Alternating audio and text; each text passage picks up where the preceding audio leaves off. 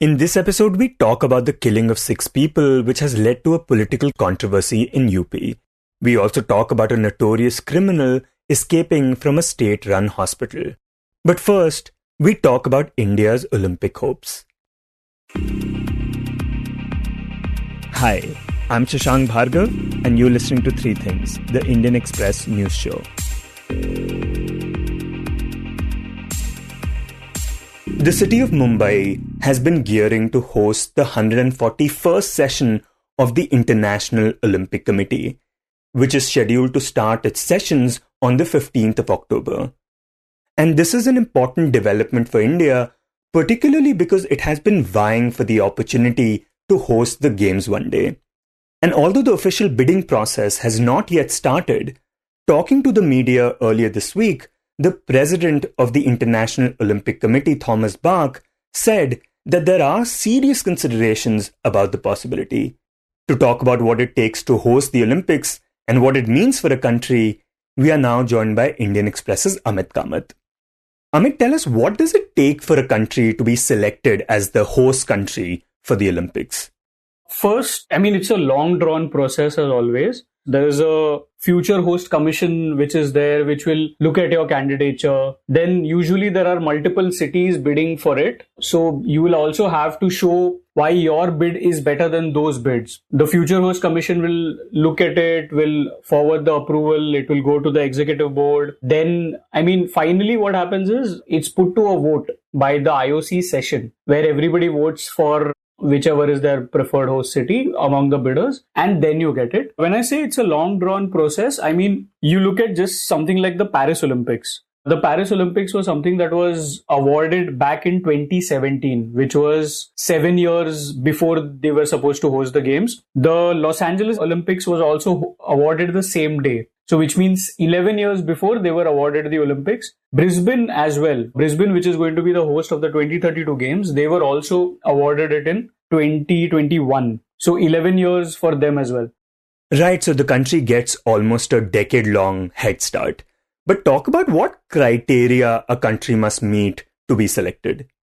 See, you look at something like a Paris. Paris is going to host the Olympics and Paralympics at 35 different venues. Brisbane 32 is going to have 37 different venues, which means all of these venues have to be global, world-class level, elite facilities. And you don't have to just take care of the venues, right? It takes an entire city, it takes an entire region now to host the Olympics, because there will be thousands of people coming from 200 odd nations maybe, or at least 180 odd nations to 200 odd nations. And when they do come, their fans will come, their athletes will come, so they have to stay somewhere. Their roads from their hotels to the stadium or to the games village to the stadiums have to be spick and span, perfect, things like that.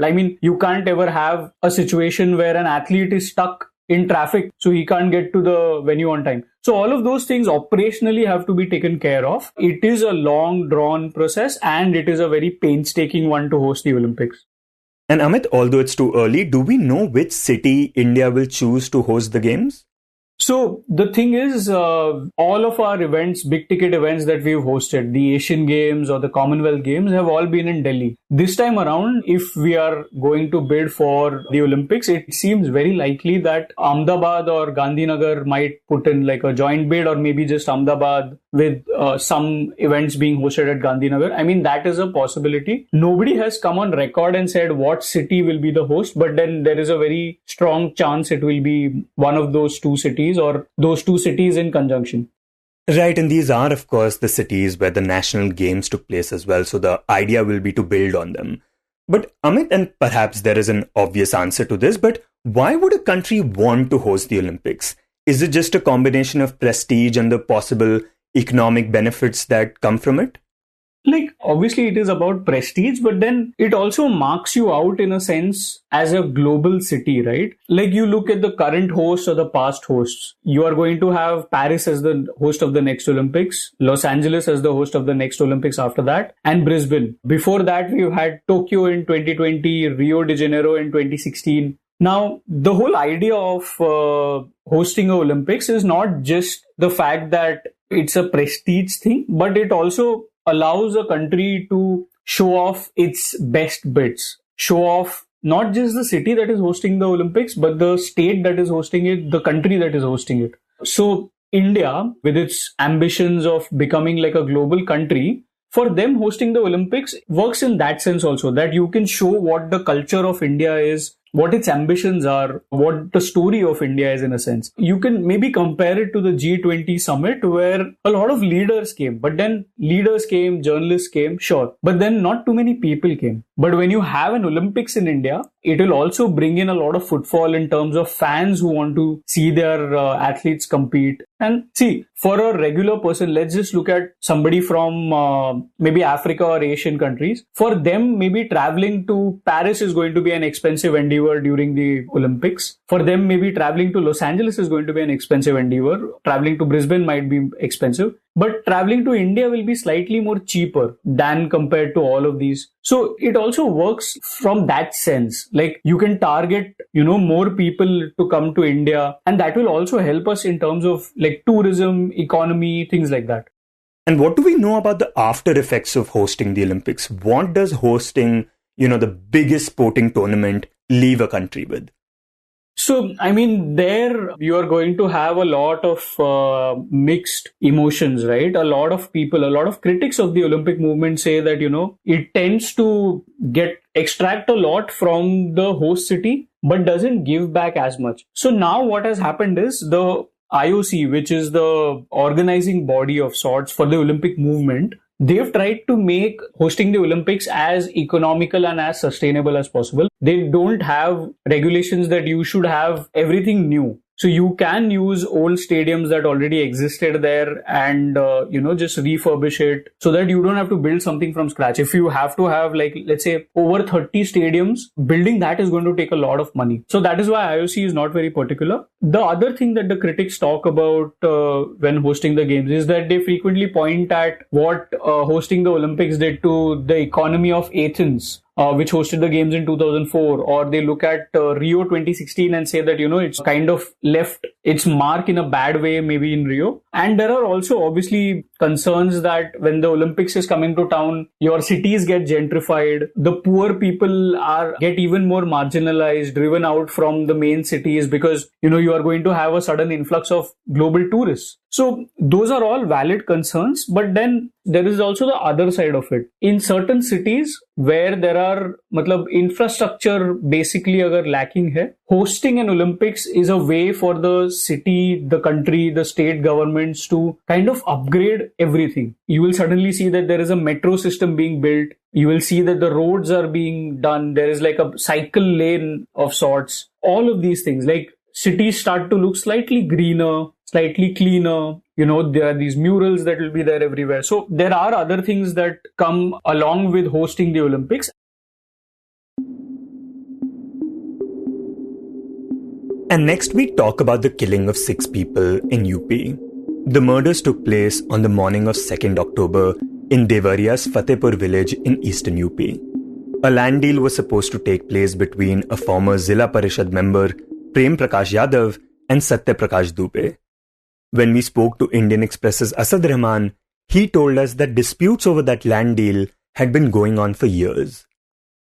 Between the Dubey family and the Yadav family. Now, Prem Prakash Yadav, who was a former Zilla Panchayat member, went to the Dubey house on October 2nd in the morning and was talking to them about the land deal and the land dispute when the Dubey family got really angry and attacked him, resulting in his murder. Now then what happened after that was that Yadav's supporters and some of his family members got enraged at the fact that he was killed by the Dubey family in the village and went on a rampage. They went to the Dubey household and in total killed 5 people, injuring 1 person. An 8-year-old boy was injured and 5 others named Satya Prakash Dubey, who was 54 years old, his wife Kiran Devi, who was 52 years old, their son Dipesh, who was 15, their daughter Saloni, who was 17, and their daughter Nandini, who was 10. These 5 members of the Dubey family were killed by Prem Prakash Yadav's men and his family members, who were exacting revenge for his murder. They attacked them with blunt objects and used other things in the murders. Soon after, Deoria became a huge hotbed after the incident, and there was a law and order sort of situation in the village. Heavy police force was deployed in the village, and then it resulted in FIRs from both sides. Police swung into action and started making arrests. So far, 20 people have been arrested in the case, and they've been sent to judicial custody. And it's key to note that all these men have been arrested for the murder of the Dubey family. Those who were accused of Prem Prakash Yadav are now dead. So no arrests have been made in that case because all the accused are now deceased. This is what the incident was on October 2nd, and which has seen major repercussions in politics and in terms of the law and order situation in Deoria district of Eastern UP. And Asad, you mentioned the police action. But how did the local administration react to this case? The local administration actually was, in a way, responsible for this incident. During the course of reporting, we found out that 9 complaints over the last few years had been submitted by the Dubey family on the IGRS, which is the Integrated Grief Redressal System. So the IGRS system is basically like a portal where one can lodge a complaint against any grievance that they have. And the Dubey family had, in the past 10 years, the land dispute had been going on since 2014. So it's been almost 9 years. In the course of these years, the Dubey family had submitted at least 9 complaints on the IGRS, and the local administration, the local police force failed to act on them. And if they maybe had acted on these complaints, then this incident could have been avoided if this was resolved in the last few years. So the government has taken very strict action and has suspended and initiated departmental action against at least 15 officials in Deoria. Some have been suspended, some have been sacked, and some are now facing disciplinary action. So in a way, it can be blamed on the administration that, if they had taken timely action in the case, then this incident could have been avoided. And Asad, you write that because this case involves 2 different communities, Yadavs and Brahmins, the matter has also taken a political turn. Talk about what we have seen in that regard. So this incident is, one of the families is a Brahmin family, while the other family is a Yadav family, which belong to the OBC category. And politics started over this incident soon after it. And it became more evident that the politics over this incident, which could impact elections in the coming time in 2024 in terms of Brahmin votes and Yadav votes, it became more evident that politics was being done over this incident on Sunday when Deoria BJP MLA Shalabh Tripathi, who's also a Brahmin, went to the village, met the Dubey family, attended the family's condolence meeting, and he claims to have handed over a check of rupees 50 lakh to one of the sons who survived the attack, Devesh. So he went there, he spoke about the incident, and he challenged the Samajwadi Party to start any number of investigations against him or anyone, and that it would not result in anything. To which senior Samajwadi Party leader Shipal Yadav responded on social media site X, saying that it is the Samajwadi Party which is in the opposition, and if an investigation has to be done, it has to be done by the government. And so yesterday, Mr. Shalabh Tripathi, who's the MLA who attended this condolence meeting and spoke on stage and blamed the Samajwadi Party government, spoke to the Indian Express and said that the Samajwadi Party is playing caste politics on this, and that he claimed that BJP on one hand is standing with a weak person and the weak side in this incident, which is the Dubey family, which has lost 5 members, while the Samajwadi Party is standing behind the Yadav family, who he claims are prominent land mafia in the region. And he says that this dispute started in 2014 when the Samajwadi Party government was in power. He blames the Samajwadi Party for giving a free hand to land mafia during their tenure to, usurp land in eastern UP. So he alleges that Prem Prakash Yadav, whose murder was the first in this incident that triggered this whole chain of events, was a land mafia, and that the Samajwadi Party is standing with them. And how has the Samajwadi Party responded to these allegations?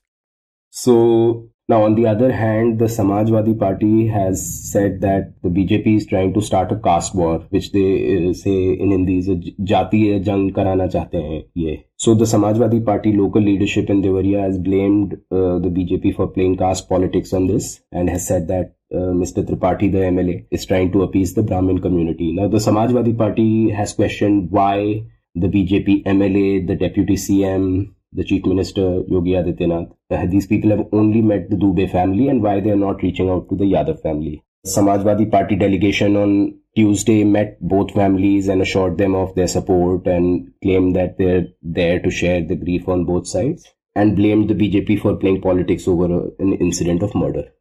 And Asad, when it comes to caste politics in UP, can you talk about how differently or maybe how similarly BJP and the SP approach these issues electorally? See, the BJP in UP is definitely trying to win back the Brahmin community. They have had some issues with the community. There have been several incidents where the Brahmins have felt alienated, like the Vikas Dubey encounter was one of the incidents. Vikas Dubey, the gangster from Kanpur, was a Brahmin and he was killed while he was brought back from Madhya Pradesh. So it's just one incident. There have been other incidents as well where the Brahmin community has felt alienated and they felt like they don't have the support of the BJP government like they did in the past. So at every opportunity, the BJP is trying to win back the Brahmins. One of the moves on this was also the release of former minister Amar Mani Tripathi, which a lot of people saw as another move to appease the Brahmin community in eastern UP especially. So while the BJP is doing this, the Samajwadi Party is trying to retain its core vote bank, which is the Yadavs. They don't want to alienate the Yadavs because the traditional vote base for the Samajwadi Party is the Yadav plus Muslim equation, which is the Y and M equation as it is called in UP. So the Samajwadi Party is trying to stand behind a Yadav family, and while also trying to, not make an impression that they're only standing with the Yadavs and they are on both sides and that they are also reaching out to the Dubey family, which is the Brahmin family. So the both parties have, in a way, similar approach because the Brahmins constitute like a core vote bank for the BJP, while the Yadavs are a core vote bank for the Samajwadi Party. So both parties are trying to keep their vote bank intact and, in a way doing politics over this incident of these murders where 6 people have been killed.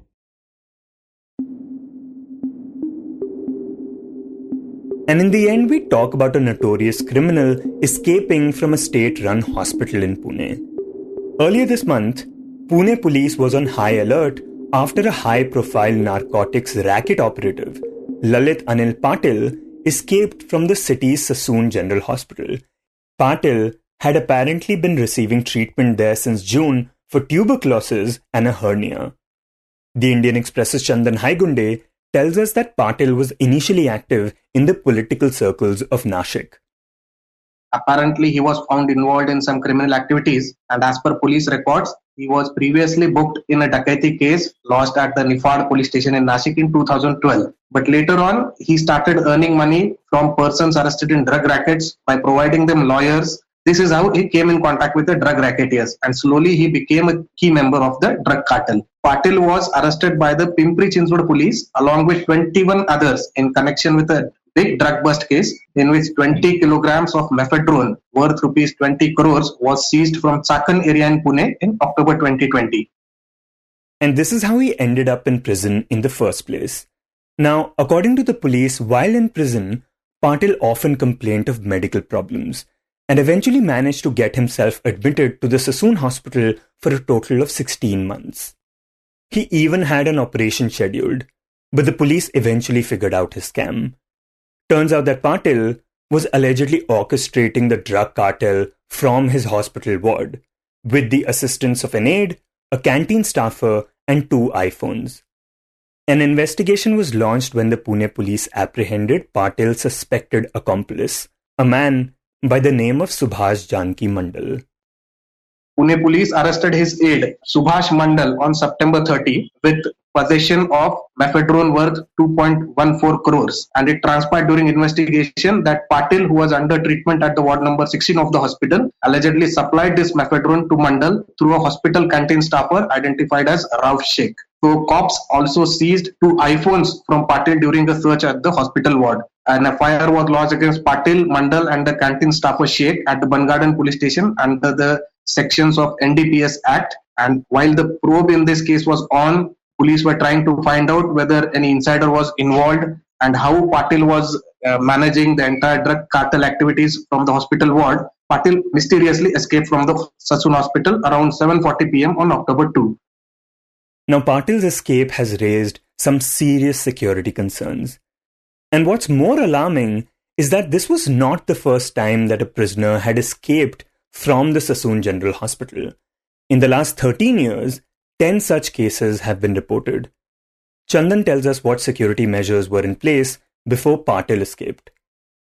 There is hospital staff there as well as the police attached to the headquarters of the Pune City Police. They are responsible for the security of prison ward inside the hospital. So 24-hour security is there outside the prison ward and their movements are being recorded. Like if any prisoner is facing any treatment, if he is shifted to some other department for any kind of tests, everything is being recorded. Any visitor, whether it is a government personnel or a private personnel visiting the prison ward, needs special permissions. We were also told like you cannot enter the prison ward like this easily. You have to take special permission from the higher authorities. So if you look at the regular security measures, they were in place, but like something was compromised, and that's why it has happened that a serious offender has escaped. Now, like Chandan mentioned, Patil managed to escape despite round-the-clock security at the hospital. And this is one of the major reasons why officials suspect insider involvement, either within the police force itself or among the hospital staff. So far, 9 policemen responsible for the security at the hospital ward have been suspended. Prison authorities have ordered an inquiry into the incident. Also, a committee has been formed for a review of the security measures and prisoners admitted to the ward number 16 of the Sassoon Hospital to understand whether are they genuinely facing any medical treatments or is there any scam going on. The Ward 18 that Chandan mentions is the ward where prisoners are admitted, mainly from the Yerwada police station. And he also says that the authorities at the prison had sought details on the medical condition of 8 prisoners currently lodged at the hospital. Turns out, one of those 8 prisoners has spent over 200 days in the ward and another over 100 days. Though, as far as Patil is concerned, a massive manhunt is currently underway to nab him. So police teams have been dispatched at different locations to track his location. Police have checked several CCTV footages for getting clues about the accused. Some CCTV footage show that after escaping from the hospital, Patil simply walked into a luxury hotel nearby. And from there, he went to Rawet in a private car. The police have recently arrested a car driver. This car driver was again linked to one of the accused in a cheating case who was also lodged in Sassoon Hospital for treatment. So this is how the car driver came in contact with the Lalit Patil at the Sassoon Hospital, and using this contact he managed to escape from Sassoon Hospital. He went to a luxury hotel and from luxury hotel he escaped in a private car. Car driver has been arrested and further investigation is on. You were listening to 3 Things by the Indian Express. Today's show was written and produced by me, Shashank Bhargava, and was edited and mixed by Suresh Pawar. If you like the show, then do subscribe to us wherever you get your podcasts.